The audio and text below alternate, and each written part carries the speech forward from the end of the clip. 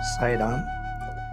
In the last Parayanam session, I had mentioned about how I got a seat in the SV University PG Center at Anantapur.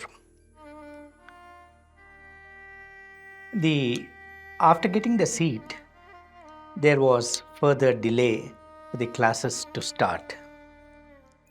And finally, the announcement regarding the starting of classes came in the month of October. The classes were to start on a Saturday, and that Saturday also happened to be my birthday. And so, when I mentioned to Swami about the starting of classes, Swami said I should go and report on the first day, and he gave me in Pad Namaskar. I mentioned to Swami that since Sunday was there the next day, this might lead to Dvitiya Vignam, and so I pleaded for permission to go on Monday. And Swami said, Saturday you have your class, and when is the next day you have class? I said it was on Monday. Swami said, so where is the Dvitiya Vignam? The second day of classes you are still attending, so no need. You better report on the first day itself. Don't be late.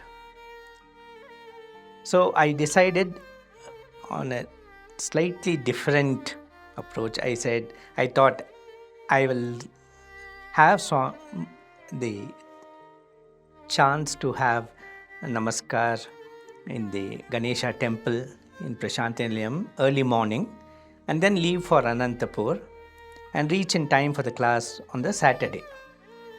However, early on Saturday morning, a Sevadal volunteer came to my room and he said, Swami is calling you upstairs. So I ran upstairs, and as soon as Swami saw me, he said, you said it was your birthday, so I thought I'll give you Pad Namaskar. And so that was one of the happiest birthdays that I have ever had, because I didn't expect such a beautiful blessing early in the morning, because as I did Namaskar and got up, Swami kept something in my pocket and said, this is your birthday gift. Of course, I went to the classes and I went to the various courses which were there for MSc Chemistry. It was also the same year, as I have mentioned earlier, that the Sathya Sai College at Prasanthi Nilayam had started. And when I came after a couple of weeks to Prasanthi Nilayam, Swami was very delighted and he said, have you finished your course already? And I said, Swami, I have just started my course. He said, yeah, quickly finish your course. We need lecturers in chemistry. I was so delighted because Swami was giving me a chance to hope for this great blessing. And from then onwards, every Saturday, I would come for Swami. Saturday and Sunday, I would be there in Prasanthi Nilayam. And as Swami had mentioned, this would be an opportunity for me to bask in the divine presence. Every Friday evening after the classes, I would start from Anantapur and arrive at Prasanthi Nilayam, and I would send word to Swami. Swami would have gone upstairs by that time. And Swami would send me a room key and say, you stay in this room. It would be mostly in East Prasanthi. And it was such a wonderful experience, because the next 2 days I would be fully filled with Swami. And there was a day, there was a Holi day, in the sense of the festival Holi. I remember I wrote a letter to Swami saying that, Swami, Holi is the day when Manmatha, the Lord of Desire, got burnt when Lord Shiva opened his third eye. He was burnt into a fistful of ash. I prayed to Swami that my desires would also be burnt that way, by being in his divine presence. And within just 5 to 10 minutes, someone came and called me and said, Swami is calling you. When I went to the Mandir, Swami said, see the room on the other side. That was the room where, opposite to the interview room, where they used to have Pada Puja earlier. And this room would also be connected by a flight of stairs from the dining hall which was there upstairs. Swami said, that room is being painted. I want you to be there and supervise the painting. So I got a chance to be there the whole day.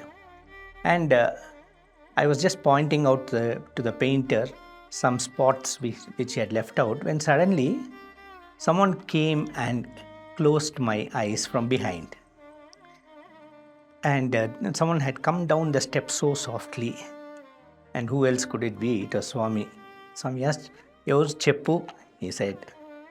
And all that I could answer was, of course, a cascade of tears, that I could be with the Lord the whole day just as I prayed. Swami has always been so kind and affectionate to me during these days in Anantapur, because he knew I missed him very badly when I was in Anantapur. In Anantapur, after the classes, I would go for a walk for about 7 to 8 kilometers singing bhajans, because there was no other activity which was possible there, and everything used to be dry. And I would miss Swami, because in those days there were hardly any buildings which were there between the SV University and the Sathya Sai College which we have now. It was about 10 kilometers. I remember one day when I was very I was in a very low mood. I suddenly got up, and through my window I could see the lotus on Swami's college right across. It was about 10 kilometers away, but the lotus, just the sight of that lotus lifted my heart so much, and I felt so happy because it reminded me of Swami. Couple of years earlier, when Swami had arranged the altar in the hostel, he had given us one big photograph in which there is a lotus on which Swami is standing, and Swami is standing straight, and Swami said, look, this is how I am standing in all your hearts. And so this reminded me that Swami is there within my heart, and of course I need not tell, within a minute or two, I was back to my happy mood. I continued. The main reason I was off mood was because Swami had gone to Bangalore for 3 weeks before that, and I had missed going to Prasanthi Nilayam for 3 weeks. There were other occasions when Swami showed that he is always present with me. In those days, in that PG center, we used to have a lot of student unrest, and the authorities would come down quite heavily. They would just seal the hostel and ask us to vacate the hostel within a very short period, something like half an hour or 1 hour. And I remember one particular such student unrest on a Saturday, on a weekend. It was Friday I think, that suddenly we got the notification that we had to clear the hostel within half an hour. And I had all the money that I had was in the bank.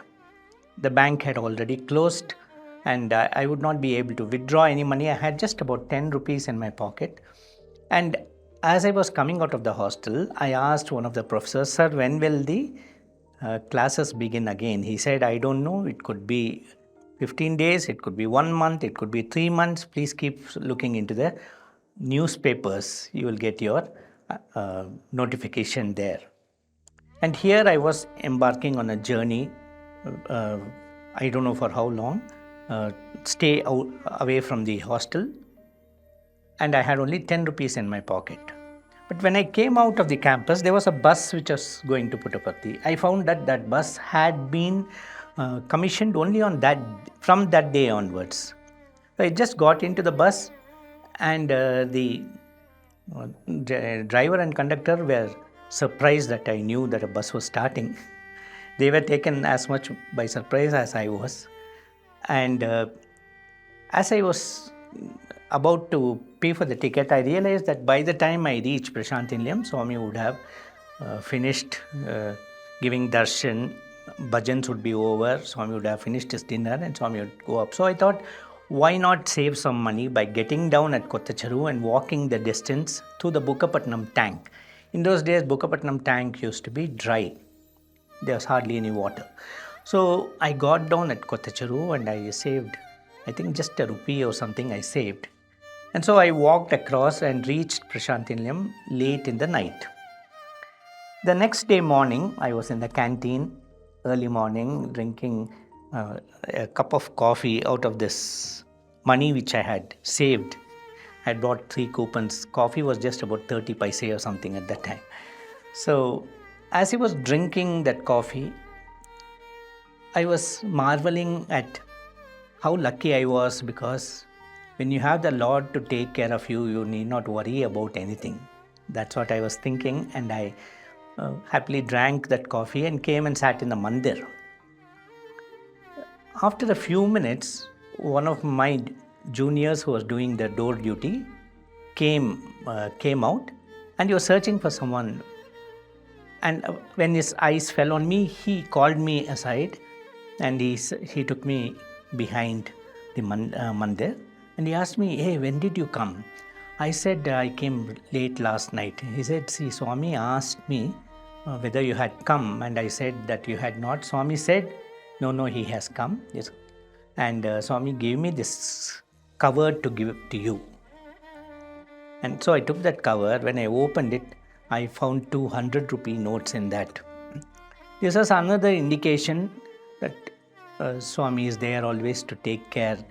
The Gita says that Ananyas chintayanto mam ejanam paryupasate tesham nityabhiyuktanam yogakshemam vahamyaham.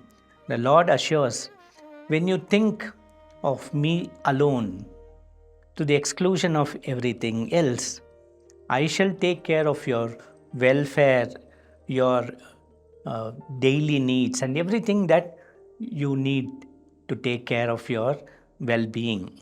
I am there to protect you. That's what he says. And this was an indication to me that Swami was always present with me and noting and watching my progress in life. We will continue in the next Parayanam session. Sai Ram.